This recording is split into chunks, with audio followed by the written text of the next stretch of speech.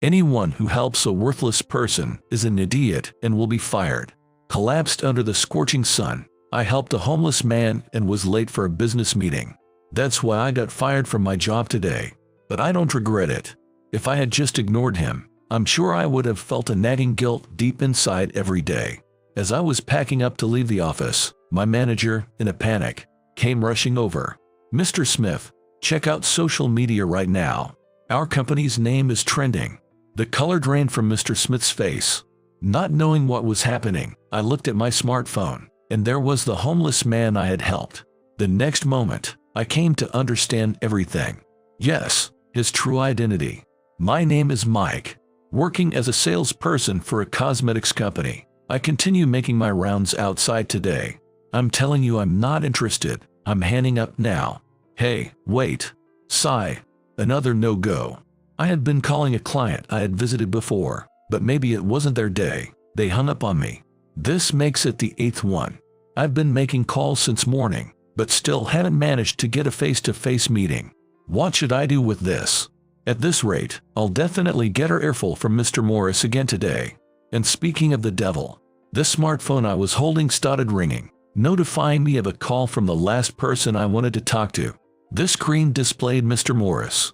I would have preferred to pretend I didn't notice and let it pass, but that would probably lead to more trouble later on, so I resigned myself and pressed the call button. "Hey Mike, how's the morning going?" "Well, I haven't secured a single deal yet." "What? You know, I gave you some of my regular clients." "What are you doing?" "I'm sorry. I was trying to call them first, but I just couldn't get an appointment." "Of course. Don't just call. Go there and talk to them directly." "Seriously, at this rate, you'll miss your quota again this month." "Or what? You want to embarrass yourself in front of the others again? Especially after last month." Mr. Morris, who's always nagging about get contracts and making a fuss, calls me just to complain like this at length. I heard from the seniors that he was a go-getter on the field, bringing in a tremendous number of contracts, but by the time I joined the company, he was already in a managerial position. I have no idea how skilled he was at his job, and to me, he's just a boss who does nothing but nag and berate. I pretend to be reflective and just nod along apologetically. Listen, like I've said before, the most important thing is sales. Our company is doing well this fiscal year. We need to keep increasing sales and expanding. When I was younger, let me tell you, true to Mr. Morris's words, our company's sales are booming this year. The profits are not just on an upward trend. They are in significant black numbers. There was a major overhaul in the executives and management, and a complete revamp in the business strategy. Colleagues and seniors were all abuzz about it, but the real ins and outs are beyond me. To be honest, I'm not just clueless about it. I'm not really interested. Anyway, just think that you can't return to the office today unless you secure at least one deal. See ya." He just says what he wants and hands up. Really, what should I do? I wonder if the change in management policy is really a good thing. Honestly, as someone who deals with customers on the front lines, I don't think it's good. What's important is the numbers. What matters is the sales. Customer needs come second or third. It's just the kind of thinking Mr. Morris would love. That's what I think. If I go back to the office without securing a single deal, I'll probably receive an even more severe lecture than ever before. With that thought in mind, I decided to continue making calls. "See you. I'm leaving now." "Hey, Mike. Wait a moment." Finally, with 2 deals secured, I returned to the office to sort out the paperwork. I was about to leave at the end of my shift when Mr. Morris called me over. I thought I had avoided a scolding, but what could it be? Thinking this, I walked over to Mr. Morris's desk, where he was looking quite displeased, poring over some documents. Without even glancing in my direction, he said, "How many years have you been with this company?" "Oh, it's my 4th year now." "It's about time you realize that after 4 years with this company, your current performance is simply not good enough." "But what can I do about that?" "You're capable when you put your mind to it. Aren't you just slacking off normally?" "I'm taking the time to understand your work and give you advice, even though it's my valuable time. And yet, here you are." "I'm sorry.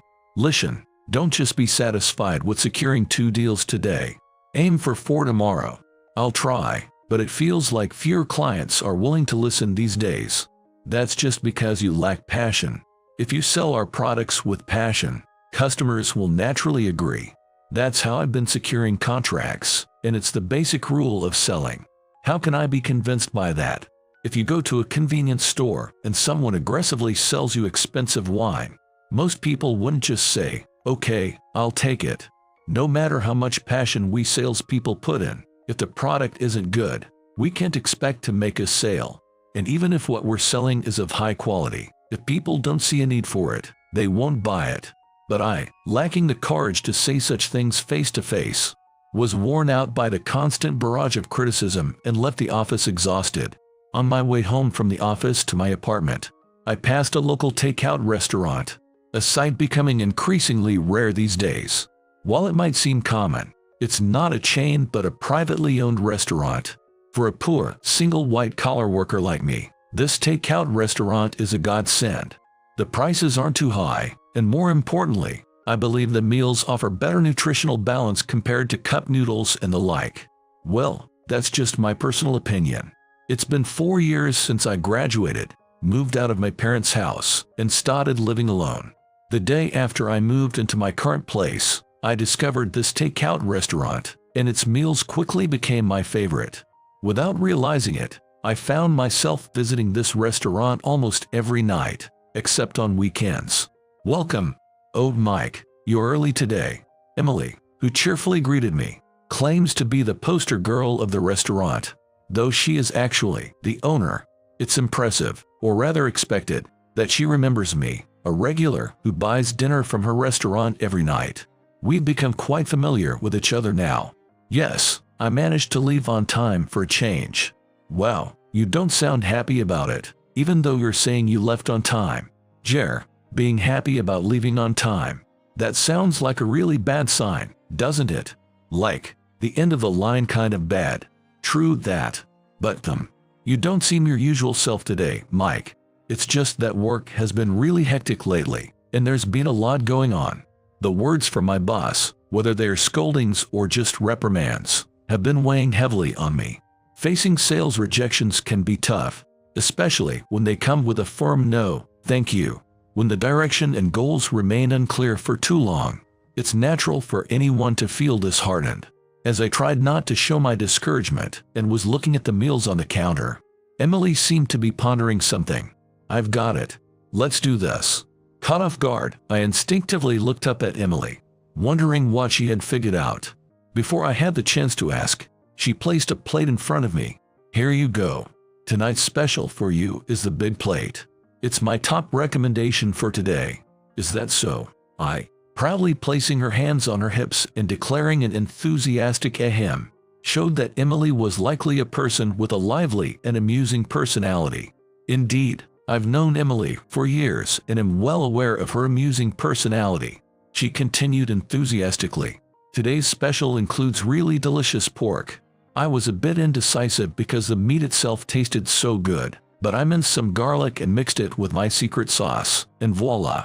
A surprise big plate that's perfect for you when you are feeling low on energy. Well, I'm not sure what it is exactly, but it sounds tasty. Your reaction is so casual. But it's okay.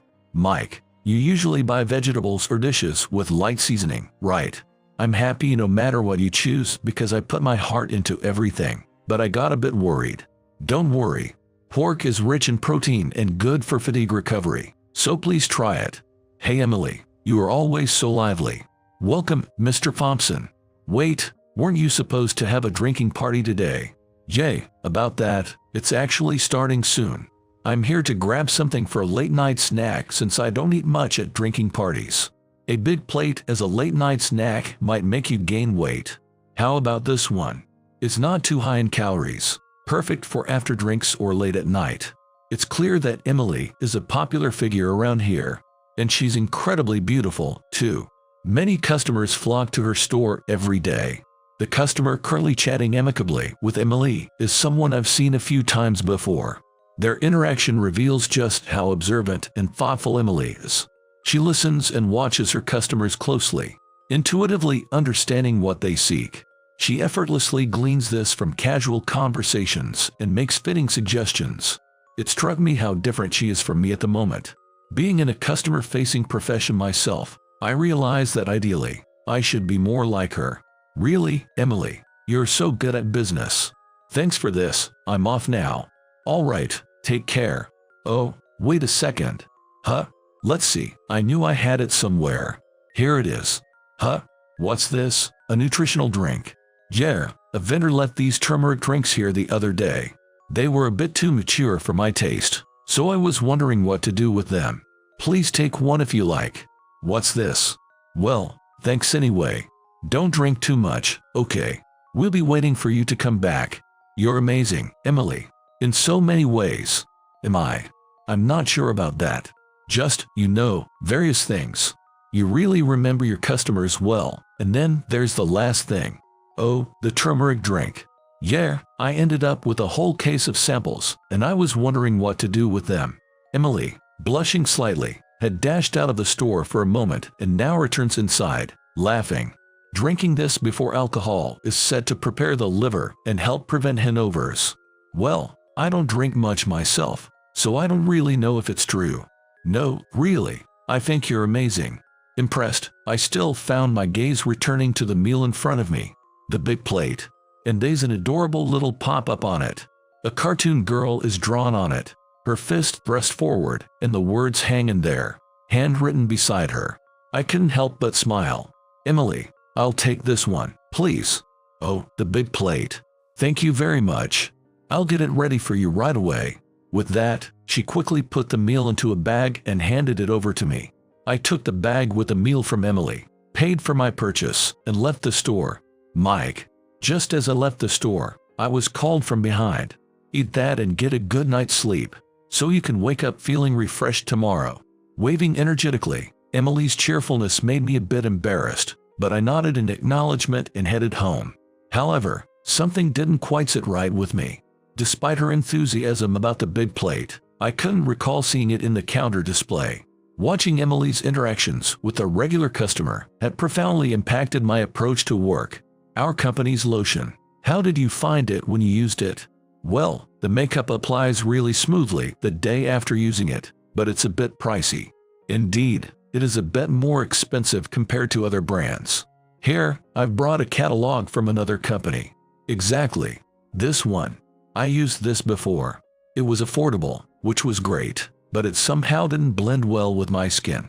It felt like it was losing firmness. I see.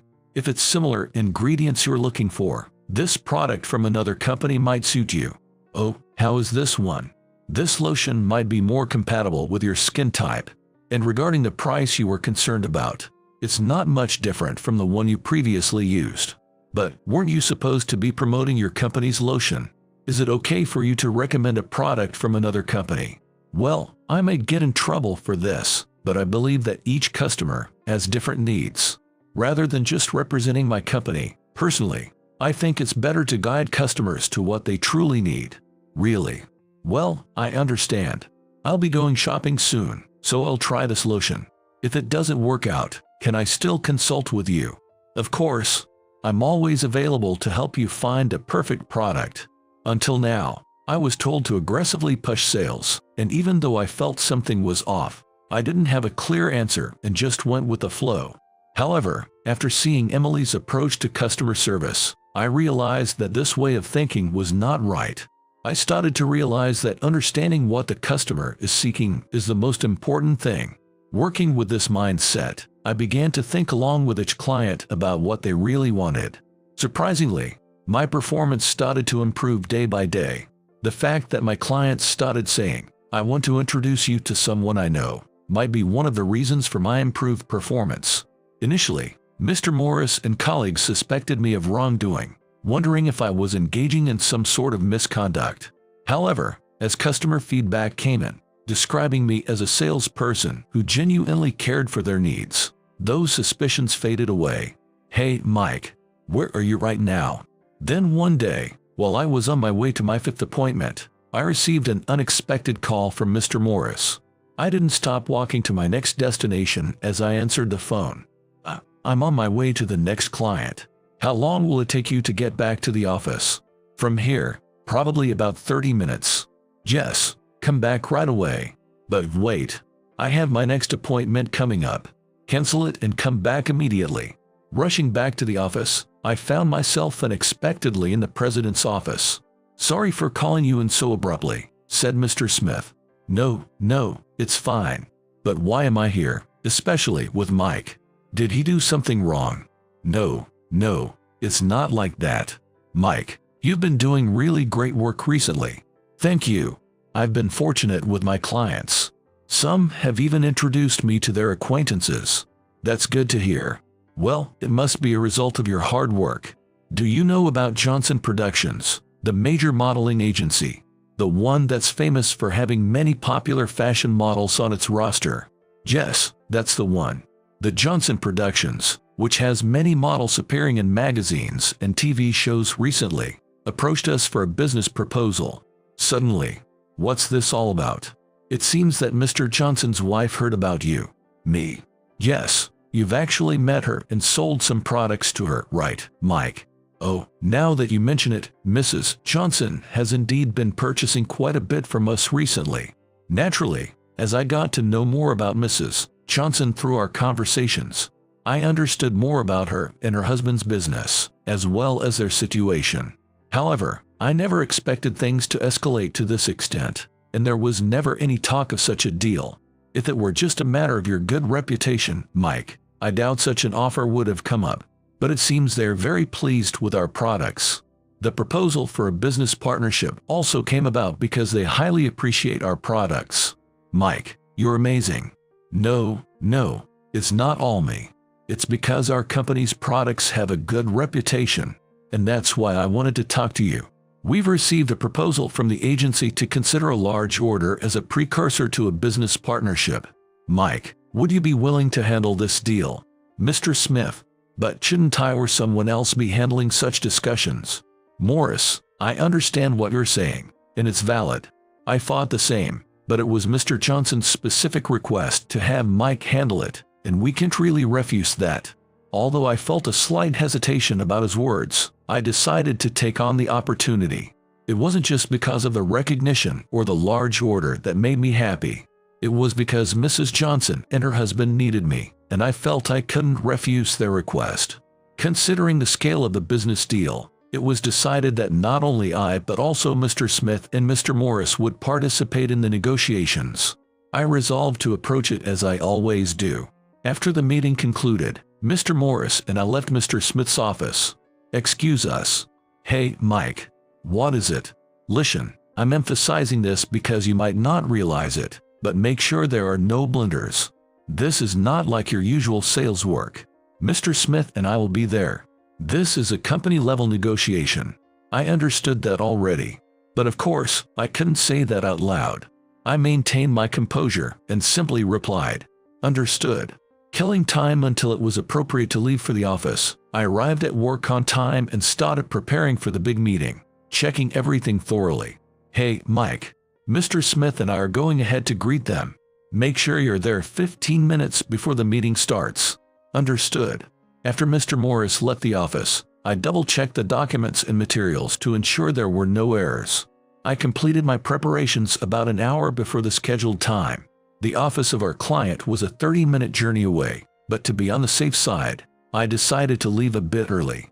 The office was quicker to reach by bus or taxi than by train, so I planned to take whichever I came across first. Normally, buses don't come at convenient times, but that day, I was lucky to spot one right away and headed for the bus stop. Though the early morning felt somewhat cool, it was still summer.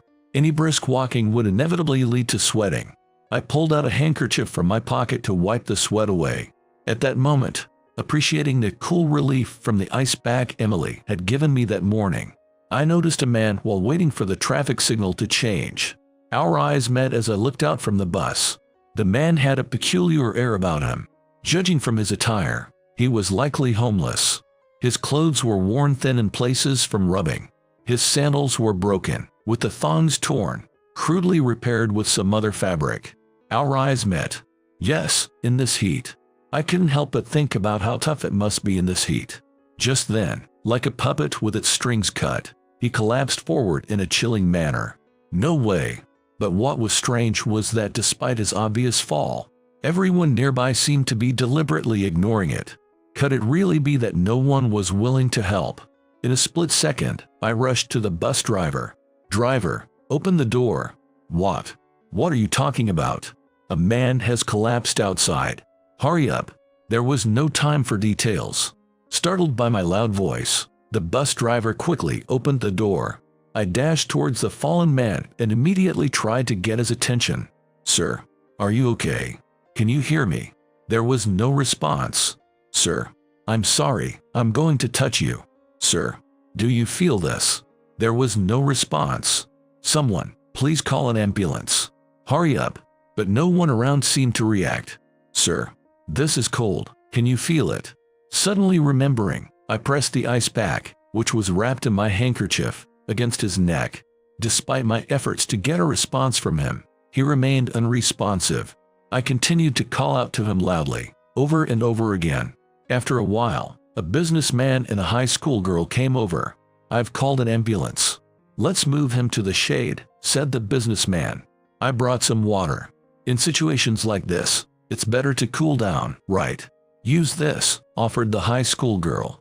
Together, we moved the man to the shade and applied the cold water the girl had brought to his body, continuing to talk to him and trying to revive him. As more people began to gather, the paramedics arrived, pushing through the crowd. "Thank you." "What happened?" "He suddenly collapsed. We thought it might be heat stroke, so we've been trying to cool him down." "Got it, thanks for your help." "Sorry, but can you come with us?" "Me? He probably doesn't have family we can contact." "Okay, I understand." I accompanied the man as he was efficiently placed on a stretcher and taken to the ambulance. Once inside and regaining my composure, I hastily took out my smartphone. "Excuse me, is it all right if I make a quick call to my boss? I have an important business meeting today." "All right, go ahead." I quickly called Mr. Morris. "I'm sorry for being late."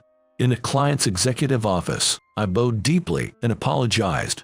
After 4 years in the workforce, I knew this wouldn't be easily forgiven, but I chose to apologize earnestly. "Mike, what have you done? Our company's reputation is at stake because of you. You should understand, business deals and contracts are about keeping promises. To break a promise at such a critical moment, how do you plan to take responsibility for this?" Amidst the echoing anger in the room, an unfamiliar voice interjected. "Mr. Smith, let's not be too harsh. We would like to understand why the agreed-upon time was not met. Of course, there must be a significant reason for it." The voice sounded calm, but at the end of the sentence, there was an implied pressure, the likes of which I had never felt before. My hands and feet trembled as I explained the events of the day. "What on earth, Mike? Helping a homeless man who collapsed, accompanying him to the hospital. This is absurd. For such a reason, you jeopardized our business deal with Johnson Productions. What were you thinking? Prioritizing someone of no value over a deal that's immeasurably more important. Anyone would understand that." I couldn't say anything in response, just silently enduring the barrage of reprimands from Mr. Morris and Mr. Smith. I knew that anything I said now would be futile. So, I decided to accept their scolding, no matter how harsh. The real question was, what would I do next? What should I do? Just as I was pondering my situation, there was an interruption. "Excuse me, Mr. Johnson, may I? We're in a meeting with a client. Please wait." "No, it's about this." Suddenly, a secretary entered the room and handed what appeared to be a tablet to Mr. Johnson. Initially glaring at the secretary, Mr. Johnson's expression shifted to one of slight bewilderment as he looked at the tablet and then abruptly turned his gaze towards me.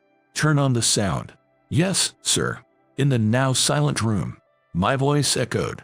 The seemingly futile shouts I had made to the collapsed man, those cries I thought were meaningless, but they had reached the businessman and high school girl who helped me, and now they were being heard by everyone in this room. It appears to be a video that's widely circulating on various social media platforms. "I see. Thank you. You can leave that here." "Certainly." "Then, I'll excuse myself." As the secretary left, Mr. Morris, Mr. Smith, and I watched her go. Mr. Johnson, ignoring us, finally spoke. Mike, was it? Caught off guard by hearing my name, I involuntarily tensed up.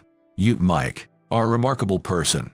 No, this incident can't just be brushed off as tardiness, negligence, or rudeness. You did something to be proud of. Hearing Mr. Johnson's words, the expressions of both Mr. Smith and Mr. Morris brightened up immediately. So, shall we proceed with the presentation? No need. Excuse me. Didn't you hear me? I said no need. Hearing his reply, Mr. Smith and Mr. Morris beamed even more. Thank you for your generous understanding. We knew you were a man of broad-mindedness, but this exceeds all expectations. We were hoping to proceed to the business discussion immediately. Interrupting Mr. Smith, Mr. Johnson spoke with a low, intimidating voice. Mike is indeed as wonderful as I've heard. A man like him, criticized and blamed without reservation, and moreover, for a company that trivializes a human life. We have no interest in doing business. But wait, we understand that helping others is important, but to take up your valuable time. What of my time? Yes, I too waited for him. Initially, I wondered what to do, but now that I know why he was late, I only have praise for him, not blame or responsibility. What about you? From what I hear, it seems you don't share that sentiment. Mr. Johnson, that's a misunderstanding. Mr. Johnson, in front of the flustered Mr. Smith and Mr. Morris, took out a business card and offered it gently. I don't like the term helping the needy. Let me clarify, and my goal is to bring smiles to as many people as possible. I founded this agency with that purpose in mind. As a former model, personal support was often labeled hypocrisy, so I decided to support others through the agency instead. That's why, shortly after starting this office, I established a charity for the homeless. It's not about hypocrisy, but about aiding those facing job and housing struggles. I admire those who help others and aspire to be like them. But it seems you have a different mindset. Mr. Johnson, that's a misunderstanding. No, there's no misunderstanding. You made your position clear earlier, using the very words I despise most. Miller, please see them out. Mr. Johnson. Soon, the secretary named Miller, who had entered earlier, stood in front of Mr. Smith and Mr. Morris, indicating it was time for them to leave. The situation had escalated dramatically, and as I watched, almost feeling like an outsider, I too stood up to leave. Mike, I'd like to have a word with you. Yes, of course. Summoned back to my seat with a tone much gentler than before, I sat down again. Honestly, I find it interesting to leave someone like you in your current company. Well, yes, I suppose. I'll probably lose my place there now. Although I said what I did earlier, I must admit I'm quite greedy. When I want something, I like to keep it within my reach. I was initially just curious based on what my wife told me about you, but now it's different. How about it? Would you consider working with me? I was taken aback by the sudden offer. You might have heard, but originally, we were looking for a partner company to handle cosmetics. However, today's events have disrupted that plan. Still, I don't intend to deviate from my goals. That's where you come in, if you're willing. It might be a way to make use of my 4 years of experience. Lost in thought. I understand. Since then, I left my old company and started working for Mr. Johnson. Although setting up a new cosmetics department is taking some time, and I'm mainly doing odd jobs around the office for I haven't been able to engage in the kind of work I did at my previous company yet. But I'm hopeful that soon I'll be able to interact with many people again in my work. I had the chance to go out for drinks with my former colleagues from my previous company, and during the conversation, I learned that after my departure, the company's reputation in the market had taken a severe hit. Initially, it seemed my actions were praised, but rumors began to spread after I left, and now, apparently, those rumors have evolved into quite exaggerated tales. I didn't delve into the details. A former colleague advised me, with a wry smile, that it was better not to know. Furthermore, I heard that there had been an increase in complaints from the clients I used to handle, leading to a noticeable drop in sales.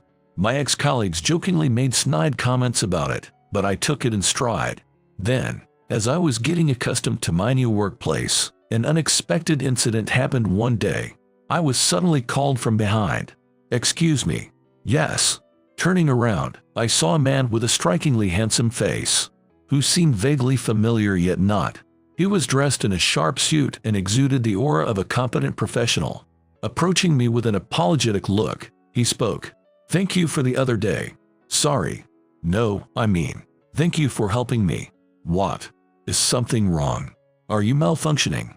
I was completely puzzled until the man explained.